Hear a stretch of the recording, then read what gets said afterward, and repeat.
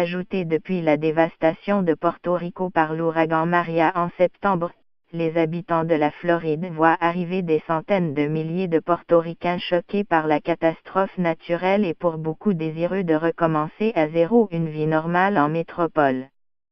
Cet afflux dit moins 212 000 personnes ayant parcouru ces dernières semaines les près de 2000 km qui séparent l'île caribéenne du continent pose de multiples défis aux autorités locales.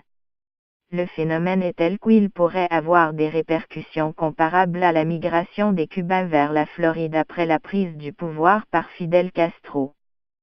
Parmi les milliers de Portoricains dénombrés par les services d'urgence floridiens, Sir Cristina Sanchez, une enseignante de 43 ans, n'envisage pas de vol retour. Diabétique, elle ne pouvait plus conserver ses réserves vitales d'insuline dans son réfrigérateur faute d'électricité. Elle a quitté sa maison qui n'avait plus non plus l'eau courante, emportant seulement 3 valises et son chien, un petit shih tzu prénommé Chico. C'est un soulagement de quitter l'île et d'être loin de toutes ces difficultés, confie-t-elle à l'AFP. Je me suis littéralement enfui, c'est dur émotionnellement et mentalement, ajoute cette femme qui a atterri à Orlando, la grande ville du centre de la Floride connue pour ses parcs d'attractions Disney World et Universal Studios. Cette région de la Floride est traditionnellement une terre d'accueil pour les Américains de Porto Rico. L'île, qui comptait 3,4 millions d'habitants lorsque Maria a frappé ses côtes le 20 septembre, est un territoire américain et ses habitants n'ont besoin d'aucun visa pour s'installer aux États-Unis.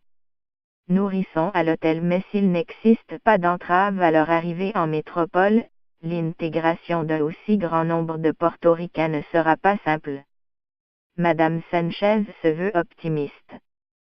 Jusqu'en janvier, elle bénéficie d'une aide au logement et d'ici là elle espère trouver un travail, grâce notamment aux conseils reçus dès son arrivée à l'un des centres d'accueil du gouvernement de Floride installés dans l'enceinte même de l'aéroport. Au moins une cinquantaine de personnes a perdu la vie, les réseaux électriques et téléphoniques de Porto Rico ont été dévastés par Maria et plus de 2 mois après, l'île reste en grande partie plongée dans le noir, rendant la vie impossible à de nombreuses familles, comme celle de Debra Oquendo qui vit désormais dans un hôtel de Floride. Avec un bébé de 10 mois, elle est complètement effrayée par l'arrêt prochain de ses aides au logement. J'espère avoir un travail d'ici janvier, souffle sans grande conviction la jeune mère dont la recherche d'emploi est compliquée par la garde de l'enfant. Son cas est emblématique, selon Maritza Sanz, la présidente du Latino Leadership, qui aide les migrants portoricains.